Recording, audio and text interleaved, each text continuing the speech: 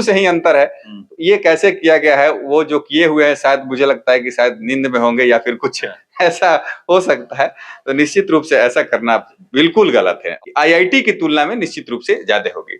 और ये जो आईआईटी वाले जो बच्चे होते हैं वो पीसीएम पढ़ करके जाते हैं, लेकिन इसमें जो होता है एक सब्जेक्ट कोई पार्टिकुलर नहीं होता है। इसमें आपका सीसेट का पेपर है, जैसे आप प्रीलिम्स देंगे तो 2 पेपर है, इसका जीएस पेपर है, उसके बाद से आपका प्रीलिम्स का पेपर है, उसमें आपका रीजनिंग भी पूछा जाता है, उसमें आपका इंग्लिश का भी क्वेश्चन होता है, उसमें आपका मैथ का भी क्वेश्चन होता है सीसेट में। उसके बाद आप जीएस में जाएंगे तो बहुत उसका पार्ट है, फिर आपका पॉलिटिकल साइंस, बहुत सारा सब्जेक्ट है, मिला करके यूपीएससी का सिलेबस बनाया गया है। तो अगर एग्जाम का क्रिटेरिया की बात किया जाए, एग्जाम का लेवल का बात किया जाए, तो मुझे नहीं लगता है कि किसी भी दृष्टिकोण से यूपीएससी और आईआईटी का कंपैरिजन करना एक मूर्खता ही मुझे लगता है कि कहा जाएगा। इस तरह से अगर कोई करता है तो मूर्खी है, और जो किए हुए हैं वर्ल्ड लेवल पर शायद वो तो बहुत ज्यादा तेज तरार व्यक्ति होंगे। लेकिन आईआईटी जेईई का वो मामला पूरी तरह से पलट गया है। आज उसी बेसिस पे फिर से इसको रीशेड्यूल किया जाए, रैंकिंग को तैयार किया जाए।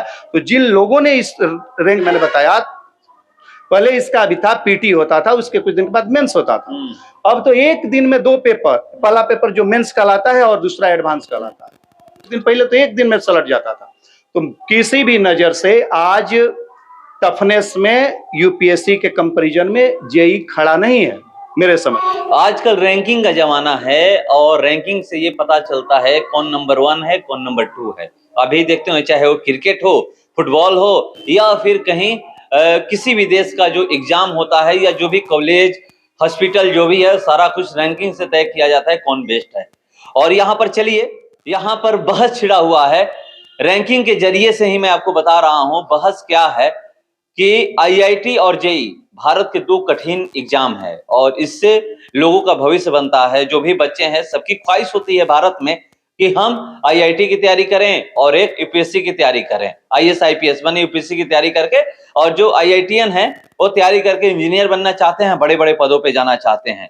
और उसी पे बहस छिड़ी हुई है। आनंद महिंद्रा जब से 12th फेल फिल्म देखे हैं, उसके बाद से ये बहस छिड़ गई है। उन्होंने एक ट्वीट किया है, और ट्वीट किया है कि कौन कठिन परीक्षा है।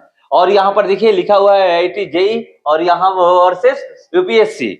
और यहाँ पर ये जो सर हैं, ये फीस पढ़ाते हैं, आईआईटी की तैयारी करवाते हैं, और ये यूपीएससी की तैयारी करते हैं अभी भी, और बच्चों को यहाँ पर पढ़ाते हैं। मैं जानने का प्रयास करूंगा। अभी हम लोग मौजूद हैं एसएस कोचिंग सेंटर शाहपुर में, और यहीं पर जानने का प्रयास करूंगा कि कौन परीक्षा कठिन है। ये भी आप देखेंगे किस तरह से यूपीएससी को कठिन कहा जाता है भारत में, कि भारत की सबसे कठिन परीक्षा यूपीएससी है। मगर पूरे वर्ल्ड में अगर बात की जाए तो यूपीएससी को 3रा स्थान मिला है और आईआईटी जेईई को 2रा स्थान मिला है। उसी पे हम लोग चर्चा आज करने वाले हैं। देख सकते हैं, पहले इनसे सर से जानते हैं, आपकी नजर में कौन कठिन परीक्षा है, आईआईटी जेईई या फिर यूपीएससी? सबसे पहले तो मैं आपके सभी दर्शकों का अभिनंदन करता हूं, और फिर इस मुद्दे पे मेरा मानना यही है कि जैसा कि आनंद महिंद्रा सर ने बताया है कि जो वर्ल्ड टॉपेस्ट एग्जाम जो है उनकी रैंकिंग में बदलाव होना चाहिए, क्योंकि दोनों जो एग्जाम्स हैं इनके स्टैंडर्ड में काफ़ी डिफरेंस है। जो आईआईटी जेईई है 12 लेवल का एग्जाम है, और यूपीएससी ग्रेजुएशन लेवल का एग्जाम है। उसका मिनिमम क्वालिफिकेशन ग्रेजुएशन है, जबकि इसका मिनिमम क्वालिफिकेशन +2 है। तो दोनों में तुलना मतलब जायज नहीं है। और जहाँ तक जिस समय रैंकिंग सजा होगा हमको पता नहीं, उतना आइडिया नहीं है, लेकिन ये रैंकिंग सही था 2005 तक, क्योंकि उस समय जेईई का लेवल बहुत बढ़िया था।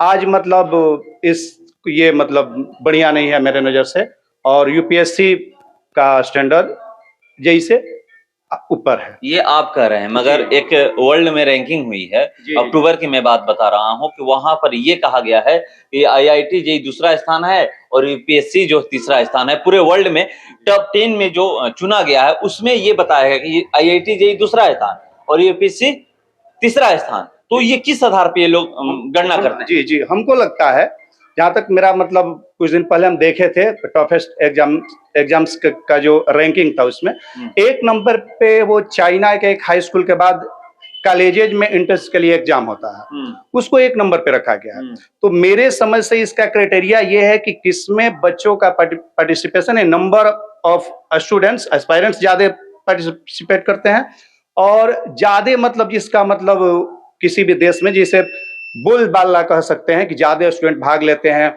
ज्यादा लोग तैयारी करते हैं, इसके नजरिए से आज भी जेईई यूपीएससी से ऊपर है। और पूरी दुनिया में सबसे ज्यादा आबादी चीन का है। चीन में हाई स्कूल करने वाले बच्चे जब कॉलेज में जाते हैं उनकी संख्या ऑब्वियस है सबसे ज्यादा होगी दुनिया में।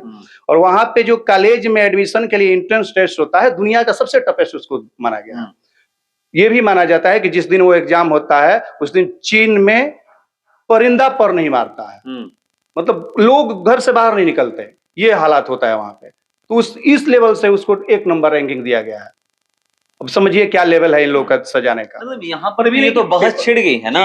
यहाँ पर वो कह रहे हैं कि फिर से एक बार विचार करना चाहिए रैंकिंग पे, और यूपीएससी को दूसरा स्थान करना चाहिए, आईआईटी जेईई को तीसरा। जी, मेरे नजर से यूपीएससी टफेस्ट यदि एग्जामिनेशन पेपर का स्टैंडर्ड देखा जाए, जो पार्टिसिपेट लोग करते हैं, एस्पायरेंट्स होते हैं, उनका लेवल देखा जाए, तो उस नजरिए से यूपीएससी जेईई से बहुत आगे होना चाहिए।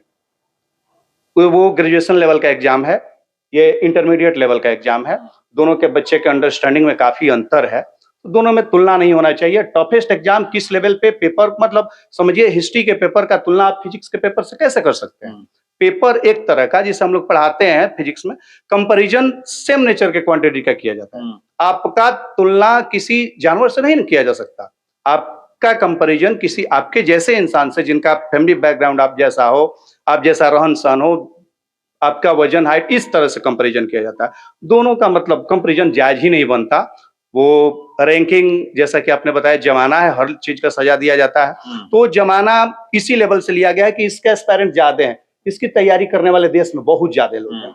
देश में सबसे ज्यादा तैयारी बच्चे जेईई का करते हैं, उसके बाद यूपीएससी नीट वगैरह का नंबर आता है। तो मेरे समझ से इसी लेवल पे ये रैंकिंग सजाया गया। तो देखिए किस आधार पर ये रैंकिंग सजाया गया है बता रहे हैं, मगर यहाँ पर यूपीएससी की तैयारी करते हैं बच्चों को, आप पढ़ाते भी हैं यहीं पर शाहपुर में, और ये कहा गया, आप देखे भी हैं, मैं आपको पढ़ाया भी, कि जो आनंद महिंद्रा ट्वीट किए हैं, और ट्वीट के बाद जो एक्स पे ट्वीट किए हैं, पहले जो ट्विटर था अब एक्स हो गया है, एक्स पे जो ट्वीट किए हैं उसके बाद से ये बहस छिड़ गई है कि इस पे विचार करना चाहिए। ये कठिन परीक्षा है, ये कठिन परीक्षा नहीं है, ये जो साइंस जो बच्चे सिर्फ पढ़ते हैं वही ये इसमें बैठते हैं, मगर इसमें हर कोई बैठता है, चाहे वो आईआईटीएन हो, एमबीबीएस किया हुआ बच्चा हो, या जो भी हो, ग्रेजुएशन किए हो, या कैट मैट जो भी हो, सब इसमें पार्टिसिपेट करते हैं। तो आपकी नजर में क्या जो आनंद महिंद्रा का ट्वीट है, एक्स पे जो ट्वीट किया गया है, क्या उस पर विचार करना चाहिए? मैं सबसे पहले तो IBN 7 देखने वाले जितने भी दर्शक हैं उनको बहुत बहुत धन्यवाद। उसके बाद मेरे नजर में, मैं यूपीएससी का तैयारी करता हूं, तो इस लहजे से मैं नहीं कह सकता हूं कि यूपीएससी वर्ल्ड का फर्स्ट या सेकेंड टफेस्ट पेपर है। लेकिन अगर कंपैरिजन की बात किया जाए तो सर ने बताया कि जैसे कि आईआईटी जो होता है उसका फॉर्म जो भरा जाता है, रजिस्ट्रेशन जो होता है वो 12 स्टैंडर्ड पर होता है, और इसका रजिस्ट्रेशन ग्रेजुएशन पर होता है। और बौद्धिक क्षमता की अगर बात किया जाए तो 12 क्लास का जो लड़का मतलब परीक्षा देकर के इसमें जाता है, उसका उम्र लगभग मुझे लगता है कि 15 से 16 साल होता है, और इसमें आपका जो फॉर्म भरने का एज होता है इसमें 21 साल होता है।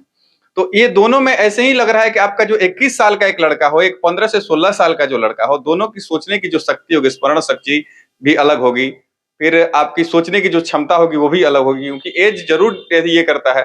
ग्रेजुएशन किया हुआ लड़का में सोचने की बौद्धिक क्षमता निश्चित रूप से मुझे लगता है कि आईआईटी की तुलना में निश्चित रूप से ज्यादा होगी। और ये जो आईआईटी वाले जो बच्चे होते हैं वो पीसीएम पढ़ करके जाते हैं, लेकिन इसमें जो होता है एक सब्जेक्ट कोई पार्टिकुलर नहीं होता है। इसमें आपका सीसेट का पेपर है, जैसे आप प्रीलिम्स देंगे तो 2 पेपर है, इसका जीएस पेपर है, उसके बाद से आपका प्रीलिम्स का पेपर है, उसमें आपका रीजनिंग भी पूछा जाता है, उसमें आपका इंग्लिश का भी क्वेश्चन होता है, उसमें आपका मैथ का भी क्वेश्चन होता है सीसेट में। उसके बाद आप जीएस में जाएंगे तो बहुत उसका पार्ट है, फिर आपका पॉलिटिकल साइंस, बहुत सारा सब्जेक्ट है, मिला करके यूपीएससी का सिलेबस बनाया गया है। तो अगर एग्जाम का क्राइटेरिया की बात किया जाए, एग्जाम का लेवल का बात किया जाए, तो मुझे नहीं लगता है कि किसी भी दृष्टिकोण से यूपीएससी और आईआईटी का कंपैरिजन करना एक मूर्खता ही मुझे लगता है कि कहा जाएगा। इस तरह से अगर कोई करता है तो मूर्खी है, और जो किए हुए हैं वर्ल्ड लेवल पर शायद वो तो बहुत ज्यादा तेज तर्रार व्यक्ति होंगे, लेकिन इसको चेंज करने की जरूरत है मेरे दृष्टिकोण से। हो सकता है कि वो बहुत सारा रूल रेगुलेशन, जैसे कि मान लीजिए कि SDI आता है, ह्यूमन डेवलपमेंट इंडेक्स आता है, उसमें भी अपना रैंकिंग आता है, चाहे खुशहाली रिपोर्ट आता है, तो उसको एक दृष्टिकोण से देख करके नहीं किया जाता है, बहुत सारा दृष्टिकोण से देख करके किया जाता है। तो इसमें भी शायद उन लोगों ने कुछ देखा होगा, लेकिन अपना नजरिया जितना मैंने भी पढ़ा है, यूपीएससी का तैयारी किया है और आईआईटी के बारे में मैं जितना जानता हूँ, उस दृष्टिकोण से ये जो रैंकिंग आया है ये सरासर नहीं, वो ट्वीट में ये भी लिखे हैं कि मैं जैसे आसपास के लोगों से बात किया, कोई स्टार्टअप करने वाले थे, आईआईटीएन थे, और उसके बाद जब उनसे बात किया तो ये पता चला कि वो यूपीएससी की एग्जाम देने बैठे हुए थे, यूपीएससी की तैयारी कर रहे थे, एग्जाम में बैठे हुए थे, उनसे नहीं निकला। मतलब कि जो आईआईटीएन थे उनसे यूपीएससी नहीं निकला। तो देखिए ये कहा है, क्योंकि आईआईटी का जो सिलेबस होता है फिजिक्स, केमिस्ट्री और मैथ, ये पीसीएम पूछा जाता है, और आप यूपीएससी में जाइएगा तो यूपीएससी का सिलेबस जो होता है वो अलग होता है, क्योंकि उसमें आपका आर्ट्स वाला सेक्शन से ज्यादा क्वेश्चन होता है और इसमें साइंस वाले बच्चे ही फॉर्म भरते हैं। आपने शुरू में भी बोला कि इसमें साइंस, कॉमर्स, आर्ट्स तीनों ही भरते हैं, लेकिन नंबर ऑफ क्वेश्चन आर्ट्स का इसमें ज्यादा होता है। तो ये जो बच्चे पढ़ करके और बिना तैयारी करके सोचे कि इसमें जाकर के पेपर में बैठ जाए, वो पहला रैंक वाला आईआईटी का क्यों नहीं हो, ये मैं दावे के साथ कह सकता हूं कि उसका रैंक इसमें कहीं पर भी नहीं होगा। प्री एग्जाम निकालना मुझे लगता है कि मुश्किल है, मुश्किल क्या नहीं निकलेगा, बिना तैयारी की हुए नहीं निकल सकता है। वो आईआईटीएन फर्स्ट रैंकर होगा, फिर भी उससे यूपीएससी का प्री नहीं निकलेगा, ये मेरा मतलब दावा है कि नहीं निकलेगा। मैं तैयारी किया हूं तो इतना मुझे पता है। लेकिन आपके नजरिए से कठिन परीक्षा कौन? मेरे नजरिए से तो कठिन परीक्षा यूपीएससी ही है। तो क्या जो रैंकिंग की गई है उसमें बदलाव करना चाहिए? निश्चित रूप से बदलाव करना चाहिए, क्योंकि यूपीएससी जो है उससे जो मतलब कि हमारा एडमिनिस्ट्रेशन भी चल रहा है और आईआईटी से भी ऐसा नहीं है, अनुसंधान जितना भी है वो भी चल रहा है। तो निश्चित रूप से यूपीएससी जिस तरह का पेपर है, 3 पेपर इसमें आपका होता है, आपका प्रीलिम्स होता है, फिर आपका मेंस पेपर होता है, फिर आपका साक्षात्कार तक हम पहुंचते हैं, इंटरव्यू तक। तो इसमें 3 लेयर पार करना होता है और इसमें 2 ही पेपर होता है। तो अंतर अब 2 सीढ़ी इसमें चढ़ना, इसमें 3 सीढ़ी चढ़ना है। तो अंतर निश्चित ऐसे ही आपको दिख रहा है। 12 क्लास का एक लड़का दे, फिर इसमें ग्रेजुएशन, शुरू से ही अंतर है। ये कैसे किया गया है, वो जो किए हुए हैं शायद मुझे लगता है कि शायद नींद में होंगे या फिर कुछ ऐसा हो सकता है। तो निश्चित रूप से ऐसा करना बिल्कुल गलत है। और यूपीएससी वर्ल्ड का फर्स्ट के बारे में, चाइना का पेपर है उसके बारे में तो मुझे पता नहीं है, लेकिन अगर सेकंड, थर्ड की बात रही तो 2 नंबर पर मेरे दृष्टिकोण से निश्चित रूप से यूपीएससी को रखना चाहिए। तो देखिए इनके अनुसार क्या होना चाहिए बता रहे हैं, आपके अनुसार क्या? अब जैसा कि मैंने आपको पहले ही बता दिया है कि दोनों के सिलेबस अलग है, दोनों का स्टैंडर्ड अलग है, दोनों के लिए क्वालिफिकेशन की शर्तें अलग हैं, तो इसलिए दोनों में कंपैरिजन जायज नहीं है। और बात वही हुआ कि मान लीजिए हमारे यहाँ एक एग्जाम्पल के लिए हम लोग समझ सकते हैं कि यदि पूरे देश में कोई 8वीं बोर्ड पहले होता था, कुछ दिन बिहार में चला 8वीं बोर्ड, तो कोई 8वीं बोर्ड का बच्चा पूरे देश का टॉपर या बिहार का टॉपर हो, उसको 12 के एग्जाम में बैठा दीजिए, क्योंकि सिलेबस अलग अलग है। 8वीं का सिलेबस, 12वीं के सिलेबस, दोनों में बहुत ज्यादा का अंतर है। यही है, ये ग्रेजुएशन लेवल का वो यूपीएससी होता है, ये 12 लेवल का एग्जाम है। ऐसे और जैसा कि आपने बताया, जिसका जिक्र किया है महिंद्रा जी, आनंद महिंद्रा सर ने, तो ऐसे बहुत सारे बच्चे को मैं जानता हूं, बच्चों को, कि उन्होंने आईआईटी किया, एमबीबीएस किया जिस नीट करके, और इसके बाद यूपीएससी का 2-4 साल तैयारी किया, उनको सफलता हाथ नहीं लगी। क्योंकि मतलब ये जरूरी नहीं कि हर आईआईटी वाला बच्चा यूपीएससी कर जाए, हर एमबीबीएस यानी हर नीट या एम्स का क्वालिफाई बच्चा यूपीएससी कर जाए। उसका अलग क्राइटेरिया, अलग सिलेबस है, उसमें अलग चीजें जाननी है। यहाँ सिर्फ आपको मैथमेटिक्स, फिजिक्स और केमिस्ट्री का बढ़िया नॉलेज होना चाहिए। उसमें जीके, जीएस, रीजनिंग, तो आज अब रीजनिंग वगैरह भी आ गया है सेट में, लेकिन आपका कुछ ऑप्शनल सब्जेक्ट होता है, कुछ जरूरी है, जिससे ऐसे राइटिंग होता है, वो जीएस जनरल स्टडी में आपको पूरा पढ़ना होता है। धरती पे जितने सब्जेक्ट हैं सब पढ़ने होते हैं, सबका कुछ न कुछ आपको नॉलेज होना चाहिए। तो आप अलग अलग लेवल का एग्जाम है, आप कंपैरिजन नहीं कर सकते। कंपैरिजन ये देख के, मेरे समझ से जो भी कंपैरिजन किया गया उसका बेस ये है कि नंबर ऑफ स्टूडेंट किसमें ज्यादा फॉर्म फिलअप करते हैं, बैठते हैं, और उनके सक्सेस का रेशियो क्या है। तो पहले तो कम था जेई, आज तो उसका उस मामले में भी यूपीएससी टफ है। उसका रिजल्ट का परसेंटेज आज आईआईटी से पहले, जब हमको लगता था 2005 से पहले, जब पूरे देश में आईआईटी की मात्र 3000 सीटें थी, 3200 पूरा लेके जेई की सीटें थी, तो और सिलेबस भी उस समय ग्रेजुएशन लेवल के बच्चे बैठते थे जेई में भी ग्रेजुएट बच्चे बैठते थे 2003-4 के पहले, तो उस समय जायज था। आज तो 12 के एक अटेम्प्ट के बाद दूसरा अटेम्प्ट खत्म, यानी 12 पास बच्चा सिर्फ बैठ सकता है।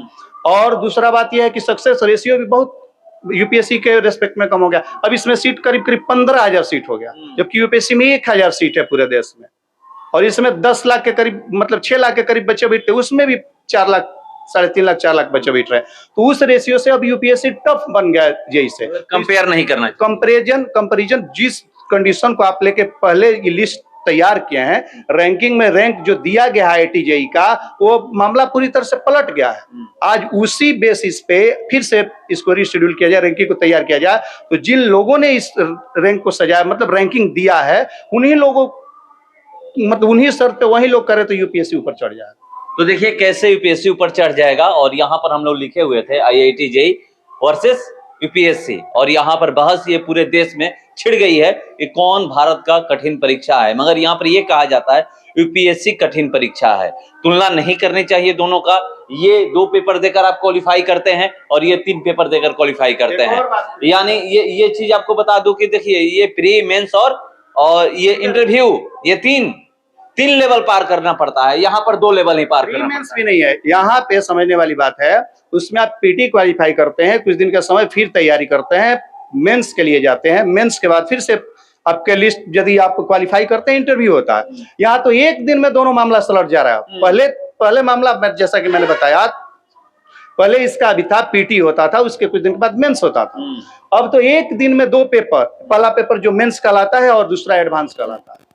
ठीक है, वो चूंकि हालांकि अब कर दिया गया आपकी 1.5 लाख के अंदर रैंक रहेगा तब भी एडवांस क्वालिफाई कर पाइएगा। कुछ दिन पहले तो एक दिन में सलट जाता था। तो किसी भी नजर से आज टफनेस में यूपीएससी के कंपैरिजन में जेई खड़ा नहीं है मेरे समझ से। तो देखिए कंपेयर आप कर नहीं सकते हैं। कंपेयर क्यों नहीं कर सकते बता रहे हैं, मगर रैंकिंग में बदलाव होना चाहिए।